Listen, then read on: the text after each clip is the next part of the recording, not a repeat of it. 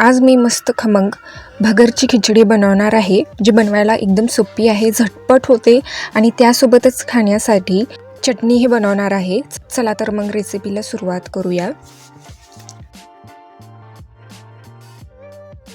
पहिले आपण खिचडी बनवून घेऊया. तर इथे मी तेल घेतले आहे, 2 चमचे तेल घेतले आहे. यामध्ये अर्धा चमचा जिरे घालूयात. जिरे चांगले असे परतून झाले की यामध्ये बारीक चिरलेली हिरवी मिरची घालूयात आणि यामध्ये 7 ते 8 कढीपत्त्याची पानं घालायची आहेत. जर चलत असतील तर यामध्ये कढीपत्त्याची पानं घालायची आहेत, नाही घातलं स्किप केलं तरीही चालेल. आता यामध्ये 2 चमचे शेंगदाण्याचं कूट घालूयात. तर इथे हे एकदम जाडसर असं हे शेंगदाण्याचं कूट बनवून घेतलेले आहे, हे टाकूयात आणि 1-2 मिनिटे आपण हे तेलावर परतून घ्यायचं आहे.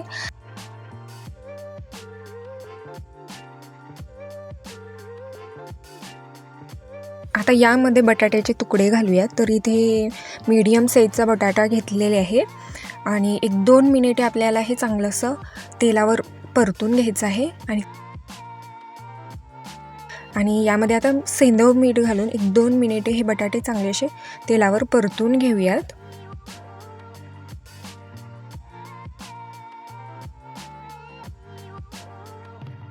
बटाटे चांगले असे परतून झाले की आता यामध्ये भगर घालूयात. तर इथे मी 1 कप भगर घेतले आहे, स्वच्छ 2-3 वेळा धुवून घेतलेला आहे. नंतर 15 मिनिटे आपल्याला हे सोक करण्यासाठी पाण्यामध्ये ठेवायचं आहे आणि नंतर यातलं पाणी काढून हे या खिचडीमध्ये घालूयात. आता हे भगर 1-2 मिनिटे चांगलंसं या तेलावर परतून घ्यायचं आहे.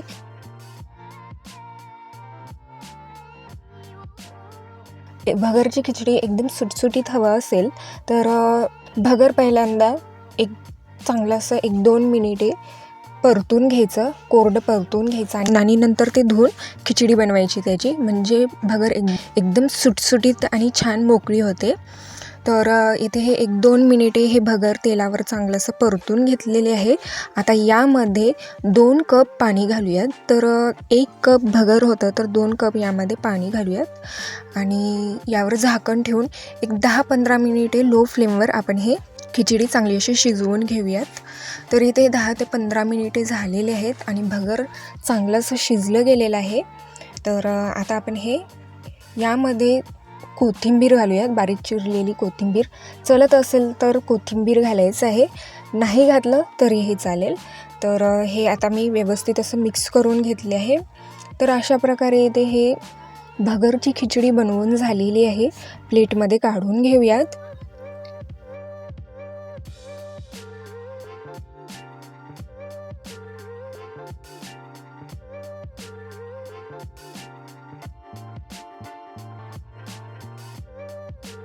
तर इथे हे भगरची खिचडी बनवून झालेली आहे. तर भगरच्या खिचडीसोबत खाण्यासाठी चटणीही बनवूयात. तर इथे हे मिक्सरचा जार घेतले आहे. यामध्ये पाव कप इथे मी ओलं खोबरं घेतले आहे. उपवासाला जर तुम्हाला चलत असेल तर यामध्ये खोबरं वापरायचं आहे, नाहीतर तुम्ही नुसतं शेंगदाण्याचा वापर करूनही तुम्ही हे चटणी बनवू शकता.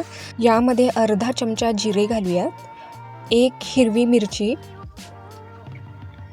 आणि आता यामध्ये 2 चमचे भाजलेलं शेंगदाण्याचं कूट वापरूयात.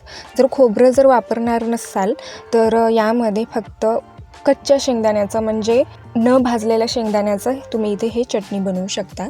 तर यामध्ये आता 2-3 चमचे पाणी घालूयात आणि याला मिक्सरवर ग्राइंड करून घेऊयात. एकदम फाईन असं याचं पेस्ट बनवून घ्यायचं आहे. तर इथे हे चटणी बनवून झालेली आहे. आता हे चटणी एका वाटीमध्ये काढून घेऊयात. तर इथे हे खोबऱ्याची चटणी बनवून झालेली आहे. आता यावर आपण फोडणी घालूयात. तर फोडणीसाठी मी तेलामध्ये 1 चमच्यावर तेलामध्ये जिरे, कढीपत्ता आणि सुक्या हिरव्या मिरच्या टाकून याला चांगलासा तडका दिलेला आहे आणि वरून चलत असेल तर बारीक चिरलेली कोथिंबीर घालूयात. तर अशा प्रकारे इथे हे मस्त खमंग अशी भगरची खिचडी आणि त्यासोबतच खाण्यासाठी खोबऱ्याची चटणी झालेली आहे. तुम्ही हे भगरचं खिचडी चटणीसोबत किंवा शेंगदाण्याच्या आमटीसोबत सर्व करू शकता. चला तर मग परत भेटूयात अशाच एका नवीन रेसिपीसोबत.